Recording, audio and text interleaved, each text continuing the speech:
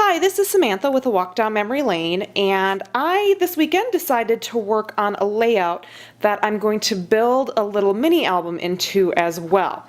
I do want this to go into my regular album, so I'm going to actually show you then at the end how I put it in a page protector and make it so you can flip through the mini album while the layout's still in the page protector. I'm going to build it as I go here. I haven't done something like this before, but I know how I want to do it, so I'm going to walk you through step by step sort of with that.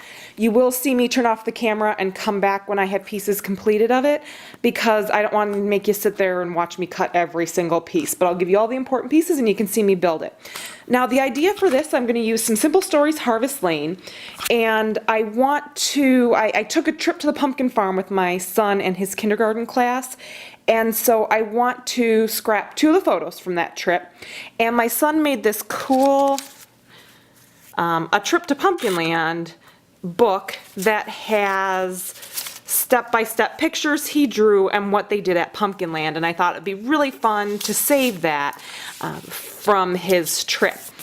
So what I'm going to do is show you what I've picked for my base is, get you in focus there, is this flower pattern from Simple Stories, and I am going to make it so you can flip through the book pages and also both photos. Now I'm showing you the back sides of these photos instead of the front sides. It's a whole class picture, and so since I don't have permission to release all the faces to you guys, I'm going to show you the back sides of the pictures, and you'll just have to pretend that there's a bunch of little kiddos at a harvest area in these photos.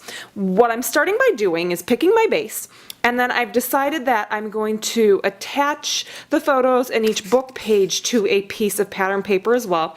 And I've chosen this sheet of Harvest Lane for it. You're going to see both sides of the paper, so I picked a piece that I liked both sides of. And you're going to see the floral pattern on one side and this great blue plaid on the other side. Now I'm working with florals today only because most of the time I scrap just boys, and so I don't get to play with florals as much, so I pulled out the floral patterns here. I started by measuring my photos. Well, my photos are 4 by 6, I know that.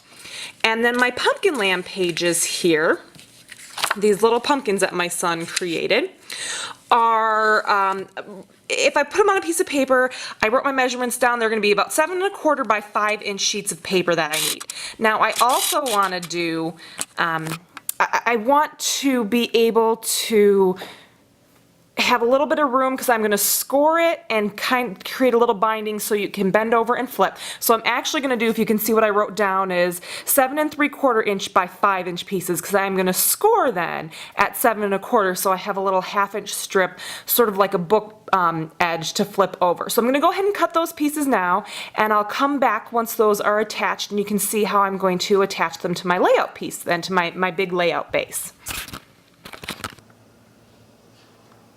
Okay, I'm back again with my cut pieces. I have my front flap that I am going to use for my photos, which I have off screen for now. And I'm going to put a photo here and here, and then I have my pieces cut for my book.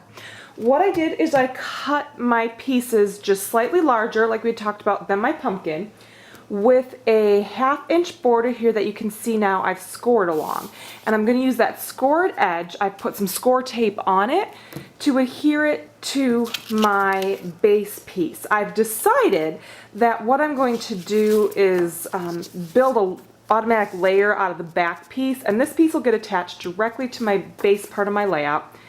And I'm going to have my top book pieces be framed out by that.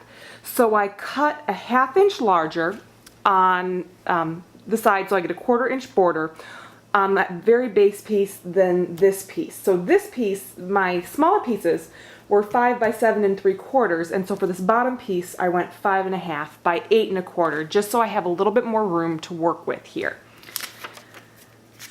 I'm going to start from the bottom and work my way to the top then. So I've attached this already. All I used was my glue glider for this. I have my 1/2-inch border here that I have scored, and I didn't have any 1/2-inch score tape at home today, so I used 2 pieces of 1/4-inch score tape, but 1/2-inch score tape would be great too for this.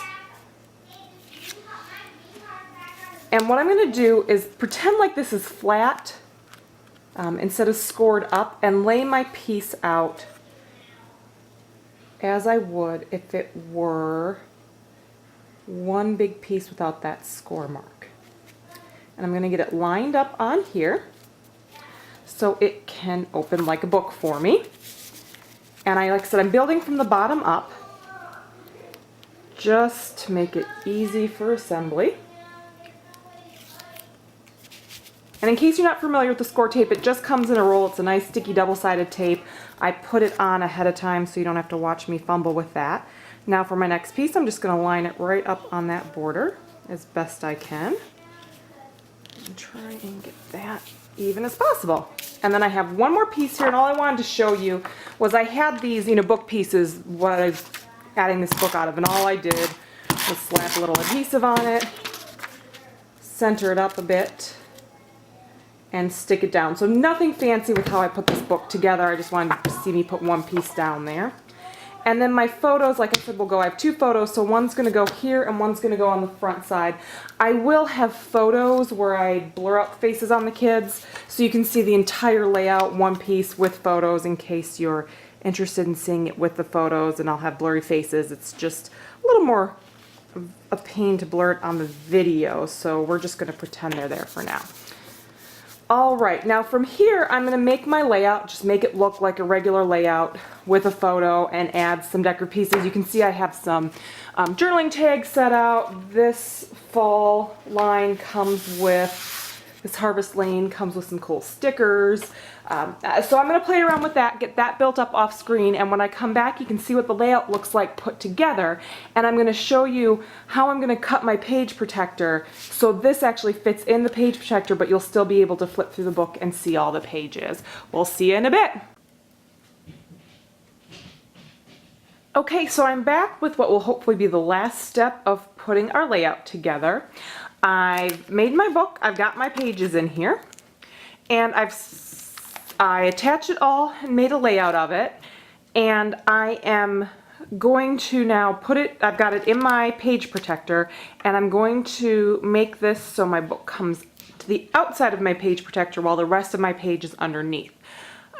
If you have a couple different types of albums, make sure you know which album this is going to go into. I have some postbound and some ring albums, so this one I know is going into my son's school postbound album, so I grabbed a postbound, I grabbed a postbound page protector for this. I have for this part of it, I got myself a dry erase marker. Regular dry erase marker I had for anything. If you don't have a dry erase marker, I think a washable Crayola type marker will probably work. But if you can get your hands on a dry erase, that'd be good. I have my Tim Holtz ruler. I have a couple different rulers. I like this one for this task because I'm also going to be using a craft knife for this, and the Tim Holtz ruler on one side has this metal edge, so I can take my craft knife along the metal edge and I don't have to worry about cutting or slicing my ruler. What I'm going to do is start by drawing a line on the outside of my page protector where I want to cut. And I put my page inside my page protector all done so I know exactly where things are going to line up. And I have this scored line that's sort of the binding of my page. And what I'm going to do, sorry, I'm trying to make sure I do this without getting in your way here so you can see what I'm doing, is line up my ruler along that scored line. And I'm going to go from the top to the bottom and just make a line so I know where I want to cut. And I'm going to go slightly over and slightly below to give myself a little bit of room to thread my pages through. And that way too, I hopefully won't rip my plastic at all when I'm flipping pages. If it was exact, you might get a little bit tearing, and this way it gives me a little bit of room. Alright, so I have my marker line over where I want my cut. I'm going to pull my page out so I don't accidentally cut that. And I left a white piece of paper in here just so it's easier for you guys to see what I'm doing, a little bit easier than my brown countertop. I have a really big cutting pad and I have a small cutting pad, so I'm going to use my small one to protect my cutting surface. And I'm going to have to move it a few times to make it work properly. But all I'm going to do is butt my ruler up against this line.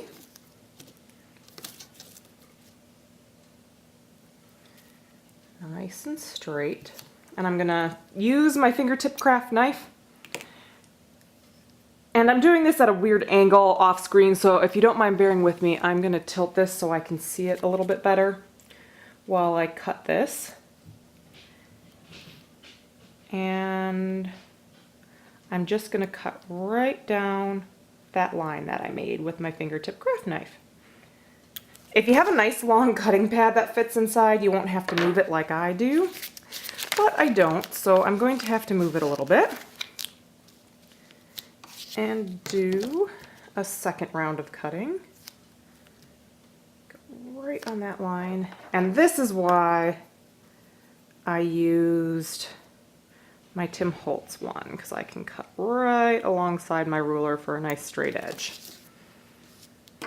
All right, now I want to make sure that I connected everything. And I've got a little piece there that I didn't quite get. I'm going to just slice that.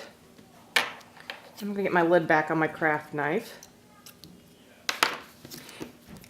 And I'm going to erase my line now, so I don't accidentally get any of that on my layout. And it looks nice and clean now. I can remove my paper. And this is the part that's going to be a little bit tricky. Oh, we'll get you back on screen there. This is my part that's going to be a little bit tricky. I'm going to have to fold my pages back just a little bit to get them threaded through my hole there. And now I've got them threaded through my page protector. I'm going to put my photos on here, so if you do this with all photos, you might want to wait to put them on afterwards. And I've got my book that I can flip through, but the rest of my layout is protected, and I've got my holes in my page protector so it can go in my regular album. I will take some photos of this as well and put them up at the end so you can see how it all fits together with the photos on it with the faces blurred out, and see it picture by picture if you'd like as well. But it's really that simple to make a little slit and get your album sort of within your album, able to thumb through but still protected. Thanks for stopping by and taking a look at my album today.